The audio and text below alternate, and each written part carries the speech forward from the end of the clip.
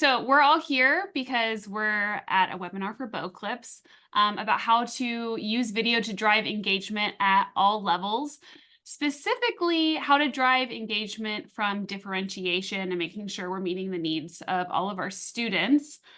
So before we start, I thought we could introduce ourselves. Matt, would you like to start?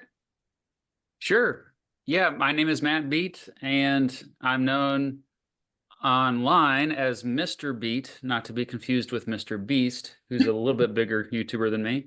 But yeah, back when I was in the classroom, I was also Mr. Beat, and that's why I kept that name for my online teaching videos. But I was in the classroom for 12 years. I taught 7th grade through 12th grade social studies, and various subjects. My specialty, though, is primarily American political history. I have a lot of videos about presidents and elections and stuff like that. But I think it's just been weird the last 3 years. It's been exclusively making video content online. So my students now are just, random people around the world. Isn't that the coolest though? It is, yeah. Hayden, what about you? Is. So hi everyone, I'm Tatum. I am from South Africa. I've been a teacher for about 10 years in the classroom, but then transferred over to content creation where I head as the head of Fuse School. And Fuse School is a charity, an educational charity that specializes in creating bite-sized animated videos for students all over the world, anywhere. So it doesn't matter. As long as you have a device, access to internet, you can get education. And that's basically what we are really passionate about and what I am passionate about as a teacher. So yeah, from South Africa to the world. Awesome. And my name is Caroline Farkas. I am the founder and owner of Doodles and Digits. I was a classroom teacher for about 10 years. I taught 4th grade, but I'm certified pre-K through 5. Our videos basically break down more complex math problems. And then we also have a show that's on public television here, How It's Math, that goes behind the scenes of different industries to show how they've really used the math you're learning in class in real life in different careers. So that's on various platforms and pbs.org and PBS channels across the country. So I am super excited to talk with two fellow educators about differentiation and kind of what it is and why it matters. So the first prompt is, what is differentiated instruction and why is it needed?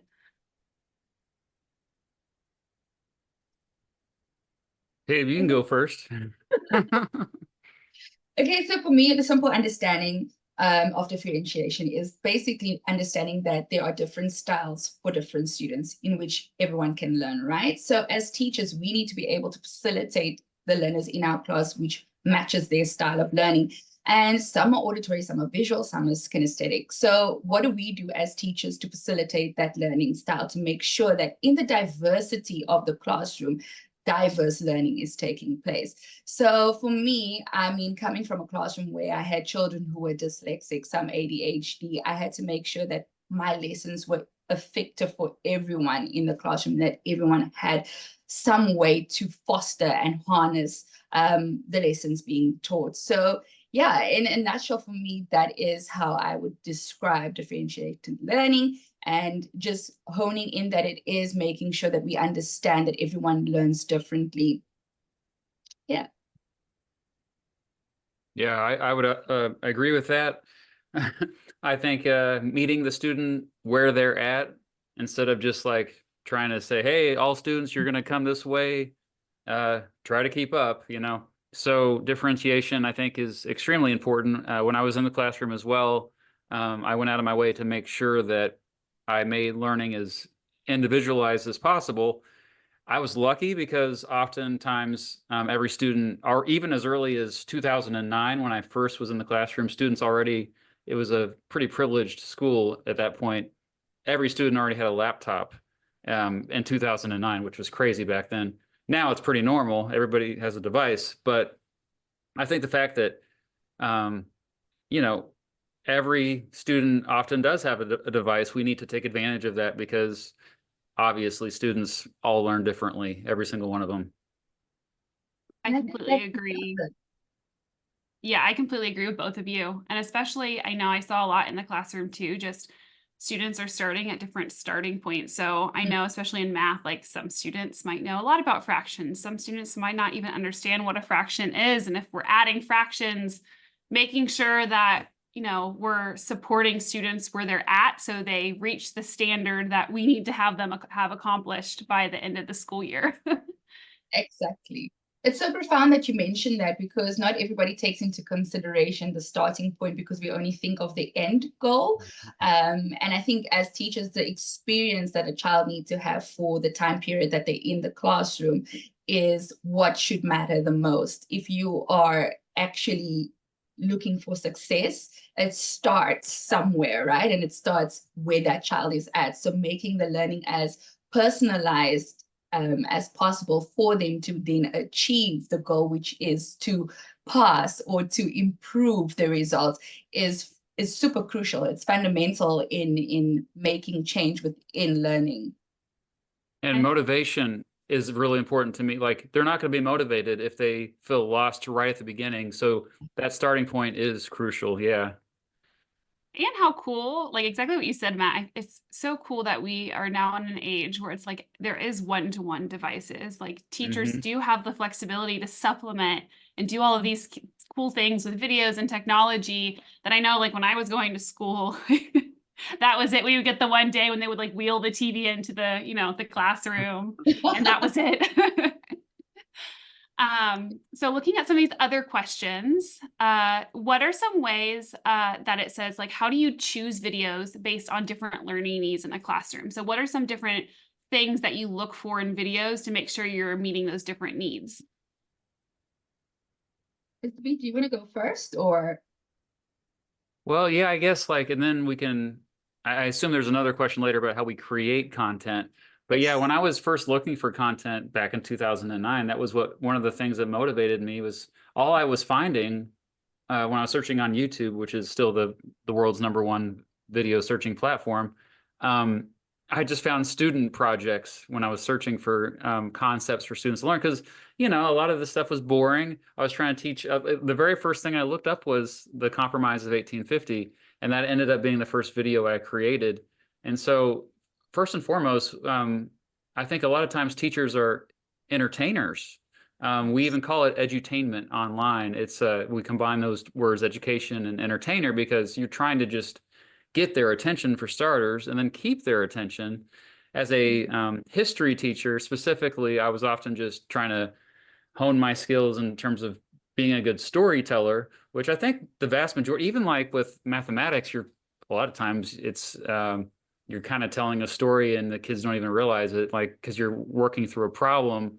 And I think that if I had teachers that told me that taught that way more, I think I would have been more into it. Because it's just have to, like, when I was looking for content, I was like, well, the kids are just gonna click away. And so that's one of the reasons why I started creating videos in the first place. I find it really interesting because I feel like we're all kind of in different subjects that sometimes get a bad reputation of like being boring, like history. Like how many people have you heard say like, oh, I don't like history, it's boring, or like math. Like math gets like, I hate math, like I'm not a math Yeah, person. yeah, So absolutely. the interest piece and keeping their attention, Matt, I would agree, is so crucial. I think you both have a point there, and especially also with kids nowadays having short attention spans. For us at Fuse School, we always try to think of, okay, how long can we keep their attention? How much can we put within this video to make sure that they get the best content that will teach them what would take weeks in the classroom to have just in one video of 4 to 5 minutes, right? So we take the most important details and then put that within our videos. Now, I think coming from the classroom where we did not have anything but a Koki and a whiteboard, you had to be quite inventive. So for me, it was using different colors to start. Then you get into, okay, maybe I can draw different squiggles and I can do this and this. But with video, you have the ability to use sound first, because what makes you interested is the sound of something you hear first, and then you start to feel. So I found with a lot of our Fuse School content, why we do use background music, whether it's like the slightest little ding, ding, ding, ding, ding, it gets them peaked, right? And once they get that interest, they're going to be like, oh, this is not what I thought. How am I doing mathematics, but there's like a tinkling sound? What do I have to look out for? So because there's not an actual person being animated in front of you, using the animations along with the sound and obviously bright visuals, it just makes them interested from the beginning. And I think the fact that they don't have to see a teacher, but rather see animated creatures or whatever the content is that we're producing, makes it easier for them to just focus on hearing, taking that information in and absorbing as much as they can from the lesson that's being taught, even if it is complex topics. Yeah. I completely agree. And I think that's kind of the cool thing about video. It allows you to do different animations and show things that, you know, as great as I was with a whiteboard and a marker, like in a classroom, you can only do so much. And I know I do a lot with my videos, trying to comb through the research about like what works for students. And the big thing is like timing. So less than 12 minutes, they say, like once you kind of hit 12 minutes, at least for like little kids, they're thinking about something else. So just trying to find videos that, you know, fit the specific needs for all students. And then for me to choose specific videos, it kind of goes back to like, what do our students need? I've had years where like I have students come in that like we're supposed to be adding large numbers and they don't even know what place value is. So they don't even know what numbers in the thousands are. So like that is where I need to differentiate by finding a video about place value, or kind of what you guys are talking about as well, like their interests. Like if students love, let's say, animals. I was just recording at a veterinarian office yesterday about math with animals and word problems with animals. So finding things that like fit each specific group that you're teaching. So I'm sure both of you as educators saw like each year there were new trends, new things that they were interested in. Like I mean, you would use things year to year, but I always had to tweak them. Mm-hmm. I think for us as well at Fuse School, that some of the comments that we get on YouTube is like, oh, I watched this 13 years ago and it's still hitting, you know, it's still relevant today. I think creating evergreen content is so crucial for teachers to think about. I mean, you are building a library, a resource for yourself in your classroom for the future, right? So you're looking for the content that is designed to last long. So I think with considering learning styles, that's one of the key things to remember, that when you're looking for content, how can this content last from 2024 all the way to 2050, just making an example. So I think it's super important to understand when you select videos that it needs to be as inclusive as possible for your classroom, and that the content should be evergreen, instead of thinking of what is going to be cool next year and how can I tweak it and how can I change it. Just think of the content and build around that. And luckily for us, there's so much you can do with video. You know, you can cut and then you can edit in a different piece and remix it. So for teachers, it's not limited anymore. So I think that's something that they should consider when building the library for the resources for the children, for the students. Otherwise, yeah. I completely agree. And I agree with you too. I feel like there's so many tools for teachers now, like even with like the different tools where you can embed videos or like ways to share the videos with students. It's really incredible.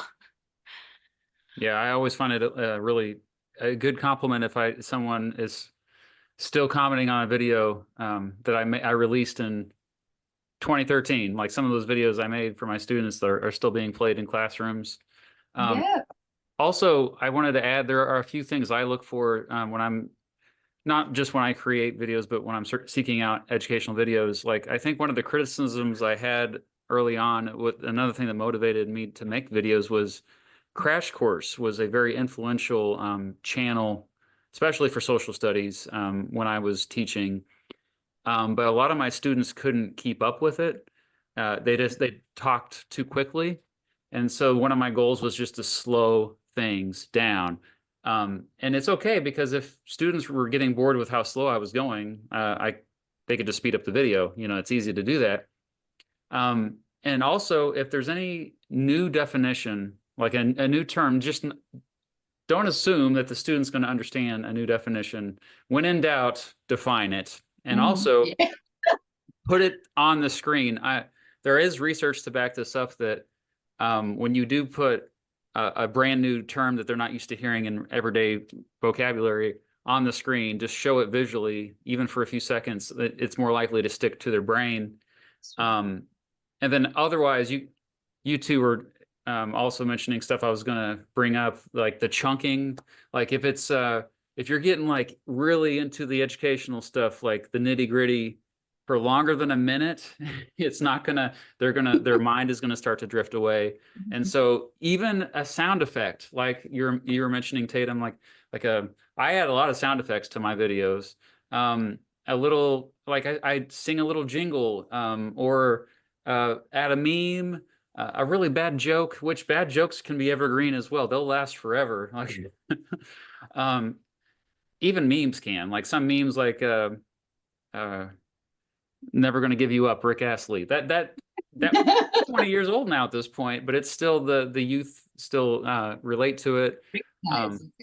But yeah, like anytime it starts to get boring, you just like kind of add something or even like something as simple as the visual on the screen just dramatically changes. So if it's just you in front of the camera talking for longer than a minute, you better get something else up on that screen, or it's a different person at least. Yeah. So I think it's true what you're mentioning there, especially with the multiple learning modalities. And I think that is super, super important, like giving them a time to say, let's reflect. What did you think?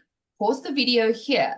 It just breaks a long video up a little bit. You know, it takes that sigh, that internal sigh away. And I think the really important thing with text is you know, you're talking about a topic, but in their mind's eye, they can still see what that word means. And therefore, you're consolidating throughout.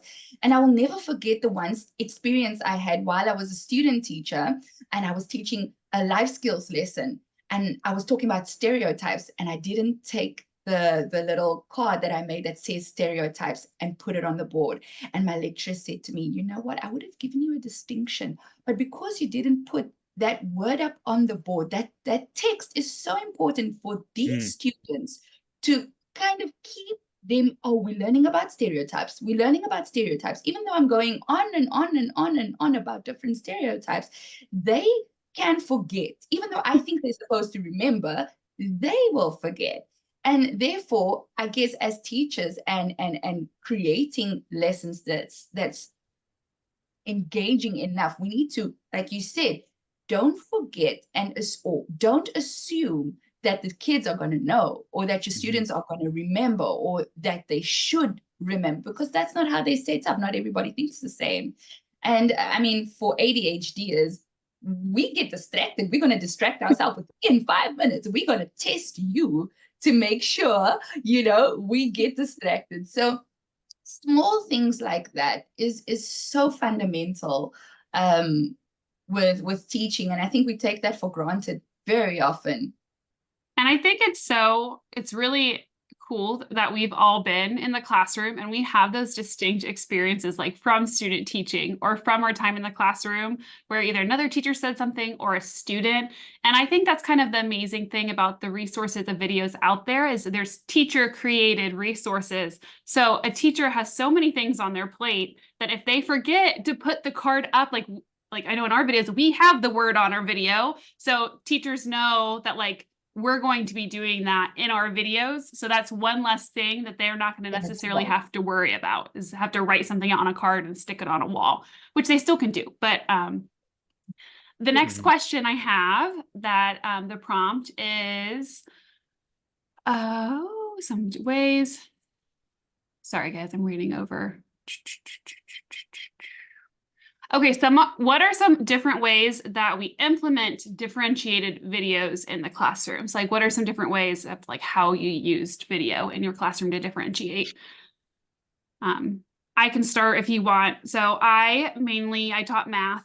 A couple years I taught math and science, but I always did a math workshop model. So we would do direct instruction and then we would do stations. And I used videos a lot for differentiation, and a big way for math specifically is reteaching. So like I mentioned to you guys, like place value, if a kid doesn't even know what the number 1000 is, he's not going to be able to add two 4-digit numbers. So I would make sure that, hey, these 3 kids are struggling with place value. What specific video can I assign to help them kind of relearn or reteach those subjects they were supposed to in prior grades? Or on the opposite spectrum, maybe I had a student who mastered, double-digit multiplication, and now it's like, how can I make this like an application, thinking about different ways I can stretch and grow their thinking. How can I make this into a word problem? How can we really show them how this is applied in real life? So I use that all the time in my workshop model because I would assign different videos to different students. Another thing too that like for differentiated videos, kind of what I was saying, and you guys mentioned about interests, I would make sure that core concept was there, what Tatum was saying, like make sure that it's evergreen. But if I had to choose between, let's say, a video that talks about baseball versus a video that talks about slime, I had 1 year of students that were like obsessed with slime. I would pick the slime video over the baseball video. And then the next year I might have a very athletic group and then I'd pick the baseball video. So those are some just really easy ways that I would use video every single day to differentiate. And I mean, kids are always going to need some consolidation. So even if they watch the baseball one first, they might need that fundamentally, but then they can apply themselves in the slime one much better in terms of understanding, or vice versa.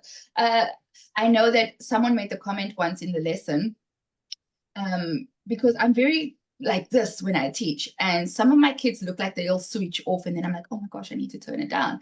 And someone told me, you know what? You shouldn't do that. Maybe that specific kid cannot handle the personality or the craziness because that's not his or her personality. But then when you get animated, let them know, okay, at the end of this lesson, ma'am is going to give you a couple of videos that you can go check at home to consolidate. So whatever you did not learn in the classroom, go and check the resource. Immediately, you limit the anxiety. You bring down the anxiety, and it boosts that learner to then go home and say, okay, even though I wasn't active in the classroom, I was more passive, I can now just go and check this video and make sure that I understand. And then when you come back into the classroom tomorrow, everybody can be more or less on the same plane again, picking it up.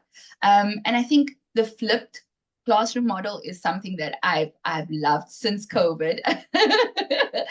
Since Corona time, I think it was a blessing for us then because we actually had to use it in South Africa during that time, where it was the pre-lesson videos, and then we do the in-class activities when we do see the kids. So being able to build a new way of teaching because of a pandemic was wow for us. It was different, and they got to experience then utilizing their own critical thinking skills actually by watching, coming back, giving feedback, and then breaking up and going into groups and then having discussion. It felt like they were in college. So you could see the change, the shift in learning for them.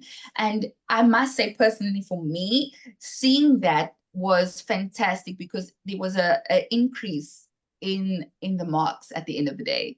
And just because of the flipped classroom approach that we took, I think if teachers think about how you're going to plan your year, what resources you can build, and then, implementing that in the classroom or in the resource pack, fantastic. Yeah, I mean, I had kids that would not do anything at home. So I didn't do flipped learning completely, but I did blended learning, which is kind of a mix of that.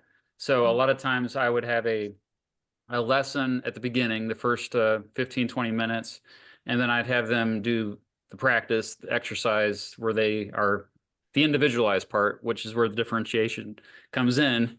We use Google Classroom, which is, I think, by far the most utilized tool around for teachers around today, at least what I've noticed in the West anyway. And I always put a list of options for them, not only for assignments, but also for videos. So there would be, so you're mentioning baseball and slime. Well, yeah, like that's a perfect example. Like I did a similar thing where like, well, maybe this is, or maybe the personality, like you don't like the personality of Mr. Beat. So you want to learn the same information from John Green instead. You like his personality better. That's fine. I'm not offended. Or sometimes just straight up something that would seem to be not related to the curriculum, but it actually was adjacent to it, just to kind of get them interested in whether they realize. So that's one of my big things too, is like tricking them into learning. And then other tools, like I know you both have websites that are wonderful, but I used Edpuzzle quite a bit. It's where you can incorporate quizzes into videos. So I would link my videos and then I would just insert questions, and sometimes other teachers would do it and I would just use theirs. I'm like, oh, that's pretty good. I'm going to steal yours. Teachers notoriously, yeah, just steal other people's stuff, but we create stuff too. So it's all good. What goes around comes around. And yeah, like, and sometimes there's a worry that maybe your video is not linked up directly to the curriculum. So a standard. So there are other resources like Know Watch Learn is a website I used to use all the time.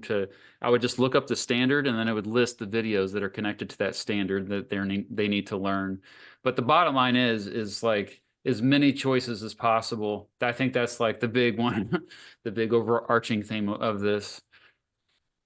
And I think especially kind of what you were mentioning about different styles, both of you were mentioning, like you could be teaching the same topic and have 3 different creators teaching the same thing, but one might just resonate with someone else.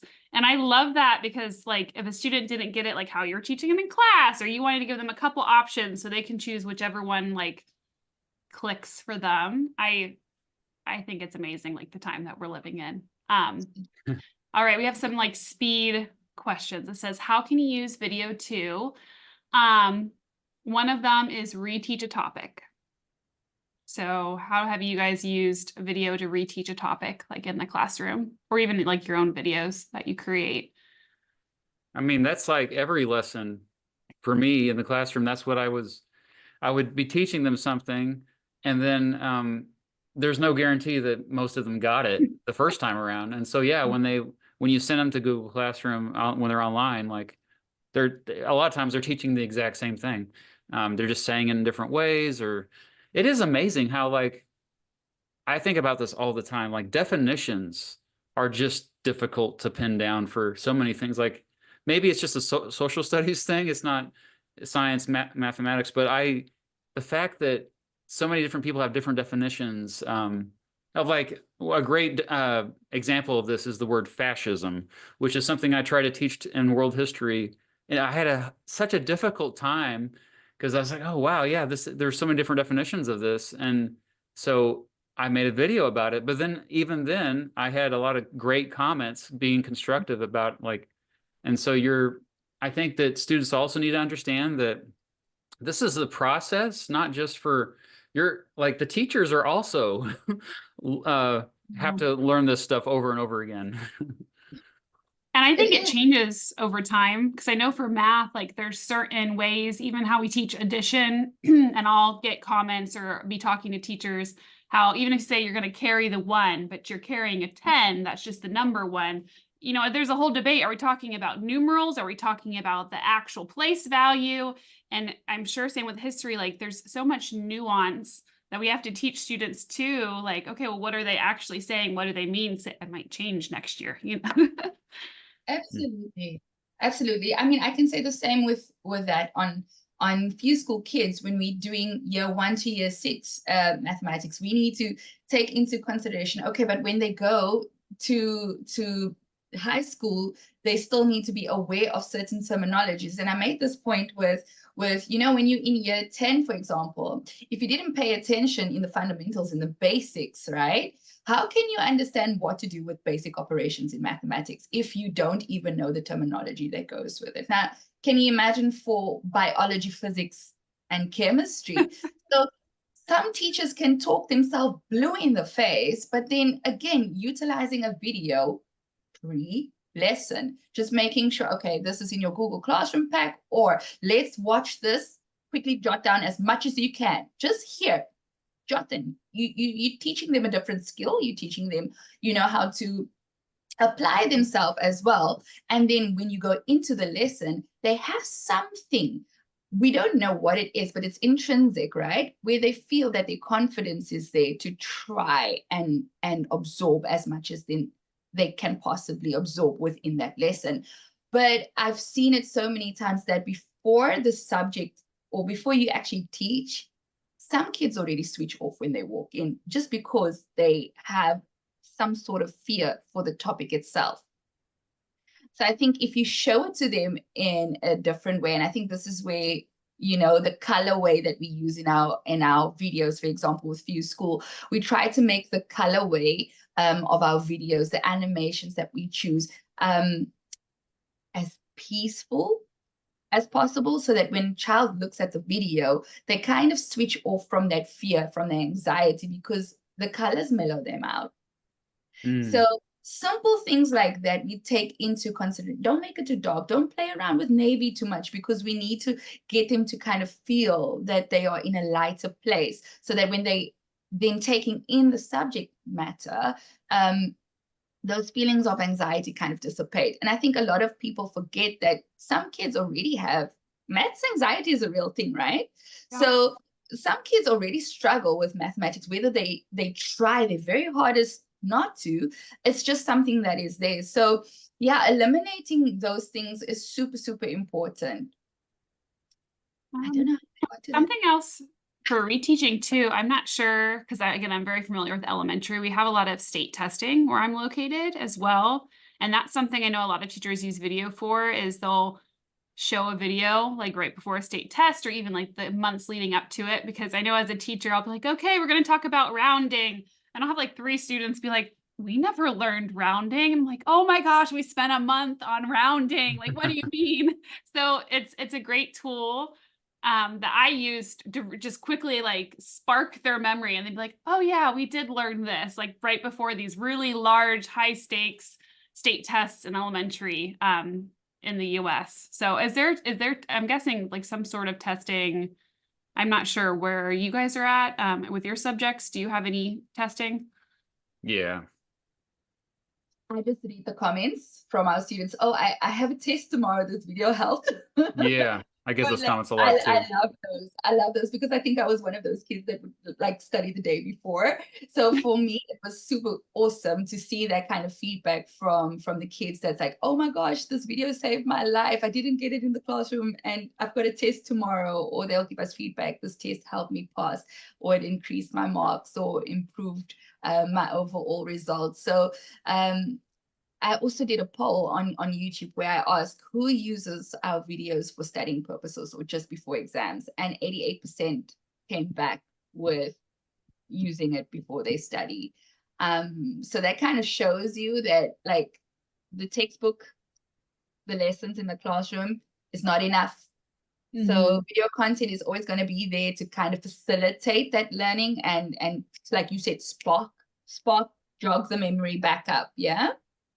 Yeah, I view videos as a safety net. It shouldn't be the primary way most of us learn, although it is for a lot of us. Like, that's another thing the research shows, is that you can learn just as much from videos as you can from reading, which is amazing. Like, but I would say that, at least this is my opinion, I think the best form of teaching still is that one-to-one in-person, like back and forth, because I just feel like especially the fact that a lot of times the only reason why the student is listening is because they have this relationship with the teacher, they respect the teacher.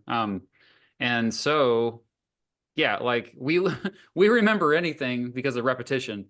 Like us doing this conference right now, I would have maybe forgotten about it if I only got one email about it. But no, I got several. So, oh yeah, okay, I'm doing this. All right, it reminds me, I need to prepare. But yeah, repetition is just like the more the merrier, and that's, I guess it drives us teachers nuts though at the same time, because we do find ourselves repeating things over and over and over. But hey, if you're a teacher watching this and you don't want to repeat yourself over and over and over, there's videos out there that will repeat them for you. And how many times do we as teachers need reminders?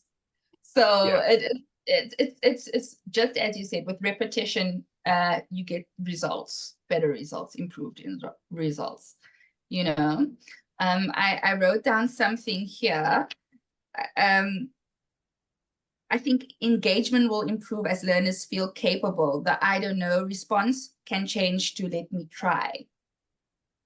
And I think that is something that I picked up while teaching, that once I went from just talking, you know, the shutdowners in the back, the laying on the armors in the back, they became let me tryers when we showed video content, because it was a new thing for them. And remember, not all schools are as privileged to have a smartboard in the class or to have multiple resources. So I think as a teacher, you kind of have to take it on yourself to provide as much as you can. And slowly it's improving. The infrastructure in third world countries are you know, massively improving for the classroom so that students have access to what we can give them. Mr. Beach, yourself, I think so many teachers don't even know that some of our channels exist. And I think awareness is key. The same for Fuse School. We have focus STEM content, but so many teachers don't know that that facility, that resource is there available to them. And I think, yeah, that's the important part to remember, that if you want to implement this successfully in your classroom, or to change your classroom to be able to give a diverse learning experience to your diverse students, you have to be aware of what is out there, the resources for you as a teacher, because we know teachers are time poor.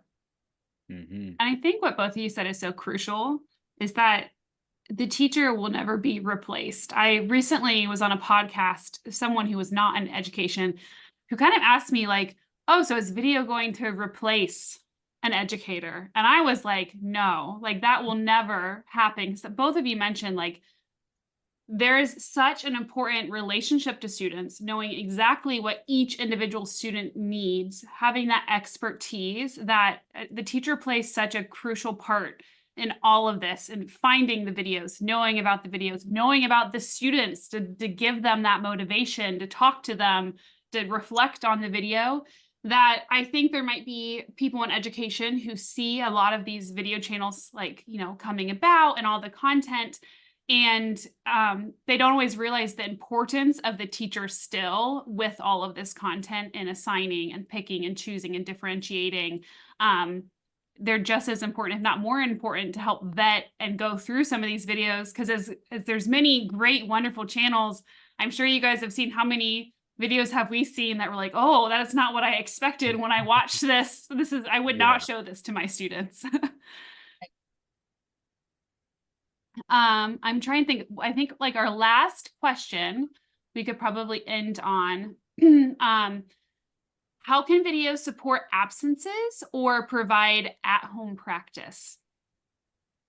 I mean, I used to tell, maybe I shouldn't have done this, but I used to tell my students that they could take my class from home entirely if they really wanted to through Google Classroom. And it was true, but they had to be really motivated. And I mean, that's the problem, is most students, well, most people, adults too, are just not that motivated to learn. So I think that's a primary role of the teacher. So it does take like a certain type of student that is going to be able to thrive. Although we saw during the pandemic that they're out there for sure. Like, and some of these kids didn't go back to the classroom. They were like perfectly content just doing school from home. So yeah, like I just feel, if you're going to have a situation where a student is away from school long term, it's possible. Just be aware that that student may need extra TLC to make sure they're following through. Mainly it's rooted in, yeah, again, motivation. It comes back to then the teacher not being fully replaceable, you know, Yep. and as much as we can give them the content to kind of help them catch up the work, you still need the guidance. There's the discussion part that internalizes the information. And if they don't have that, how can they give feedback to what they understand? I think many times the kids don't even know that when they give feedback, they are teaching and testing at the same time. And therefore, I know like with the pandemic, especially with Google Classroom, we were able to do the assignments, give feedback, and do the testing. And then the parents found it so fantastic, but they still wanted their kids to be back in the classroom. And I guess it's so needed, the experience, because the learning, also holistic learning, takes place within the community of the Right. classroom. So, you know, they also learn from their peers, and peer teaching is so fundamental with differentiated learning. Wow. There we go. My brain clocked out. So, I mean, they learn from each other as well as we give feedback. And then I guess, again, when they're at home and when they're doing the homework, the video just basically boosts what they already know. And it's like you said, the safety net thing. The video is there as a safety net. So if you don't know, pause, go back, check it out, and then reteach and relearn until you have it. And it's for us as well. If we don't know how to make General Chicken, we're going to go look at the recipe of how to make General Chicken. So that's what it's there. It's just a spark plug to get us back for what we don't know, we can learn again. So yeah, I've seen the benefits of it in that way.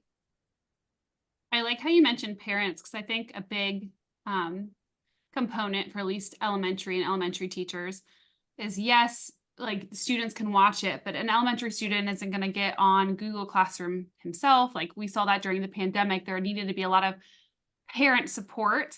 And I know specifically for certain topics, how I learned it when I was in the classroom and how a lot of parents learned, for example, even math is completely different than how we teach it. So I get so many parents, you know, and when I was a teacher emailing me like, what are partial products? What do you mean we're multiplying with an area model? Like my student was like yelling at me because I wasn't doing it the correct way. They were freaking out.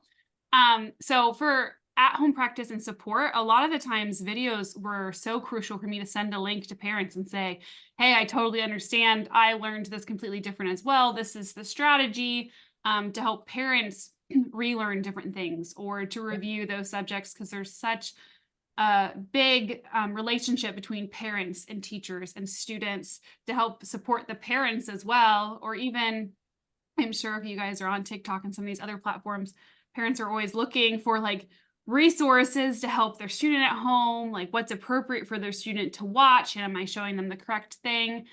So just teachers being able to give parents like, hey, we love these YouTube channels or these different types of videos if you want to put something on for your student in the morning or to help support learning at school. A lot of parents in my school really appreciated that, just kind of having those resources that they could help their students as well. Absolutely. Think about it. If you are a parent, first of all, you also time poor from working or whatever, but you still want to feel involved in your child's life, right? Even if it's just facilitating with switching on the video or giving them the device, right? You feel like you're doing something. And when they can, and then you can ask them, oh, but what did you learn? And then they can give you the feedback. So the video link, the video itself is kind of creating a sort of relationship base between parent, teacher, and child. And I think it brings it back to holistic learning, right? That the child is then learning what their mind, body, and their soul in a way. Because once the parent get involved, that can motivate them to do better because they're seeing that their parents take an interest. We often forget that with the results, right? Kids want to show the results to the parents to get the affirmation. Children still need affirmation, even if they're in elementary or high school. So I think video content then allows for that motivation, that ownership of learning to take place, because okay, I can learn in my own way by watching this. This means I can get better results, which means that I can be at the top 10 of the class and my parents will, kind of. So it's a cycle again. And it all comes back to ownership of learning style. And once the child or student can see that, oh, I can learn in this way, this is better for me, this video is going to assist me in my learning style, they'll want to be more involved and also then produce better results for themselves because they can. Yeah, I think that's so important. Yeah, and I took several online classes myself when I was in graduate school, and so I can really relate to that feeling of like what you were saying, like it sometimes you feel so isolated when you're just watching videos and learning and everything. So you do need to have that, like, I think I got a lot of reward out of just, we had online discussions and it was like, oh, somebody's listening to me and interacting with me, even if it was online. Yeah, that makes a difference. That community feeling, that affirmation. Oh, I don't understand. Okay, but have you tried this video, or have you seen this? Go back to like 3 minutes 50 seconds. They explain it there. You always need a little bit of a human interaction. No Yeah. matter if it's like the smallest thing, it just changes the way you internalize. I think that was pretty much our last question. Do you guys have anything that you guys want to add or where people can reach you? I can always add. So Fuse School, we run on YouTube. You can check out our website. We also have Fuse School Kids for the younger minds. Please go check out our channel if you need anything under math, sciences. We even have sustainability and climate change videos going on there. So yeah, check us out on fuseschool.org or at Fuse School on YouTube. Yeah, and I would just kind of final thoughts. I would say I have a 13-year-old and a 10-year-old, and they tell me that teachers are still terrified to play videos for them, and I that just really breaks my heart because these students are really missing out. And so yes, embrace videos. I mean, videos. The kids are already on YouTube. They're already watching. They spend hours every day watching stuff on even TikTok, even though they're not supposed to, and Snapchat and other places like that. So go where they are at. And also just the power of the medium. I think, like I said before, you can learn just as much from a video as you can from reading a book. It's been proven by studies now. If you don't believe me, look it up. I can send you the links. And they can pause the video. They can slow the video down. They can go back and watch it again and then again. And like, it's just such a beautiful thing. And yeah, if you want to find out like my style of videos, I have made hundreds of videos now, primarily social studies, geography, economics, American and world history. Just search Mr. Beat. Mr. Beast will pop up, but that's not me. That's the other guy. So I'm Mr. Beat, BEAT. I think you should make your own candy bar and Oh yeah, right. history style. Yeah, I agree with both what you guys said. And I think that is something unique that BoClips is doing. So I know there are school districts that are blocking YouTube because they're so afraid of what, students are going to find. And there are definitely good quality and not so great quality. So that is the nice thing about BoClips now having a library that schools can get access to that are aligned with standards, and they're all vetted by, like, we're all on BoClips. So they don't have to worry about maybe some of the other things that clog up YouTube. But I mainly make math videos. So our primary target audience is grades 3, 4, and 5. But I have been told a lot of my videos are used for older students to reteach, like what we talked about. So if, they're in high school and they're doing something with decimals and they don't know what a decimal is, I might be your channel. And you can find us on YouTube as Doodles and Digits. Like I said, we're also on pbs.org and the app and things like that. If you type in Doodles and Digits, we're there. And then we also have a website with different resources for parents and teachers and kids, doodleslearning.com. So yeah, is there anything else you guys want to add? Oh, if they had questions, if Oh, you have yeah. questions, you can email me at iamMrBeat@gmail.com. If anything I said didn't make any sense and you want to follow up. The same here. If you have any questions, info@fuseschool.org. And then for me, my email is caroline@doodleslearning.com.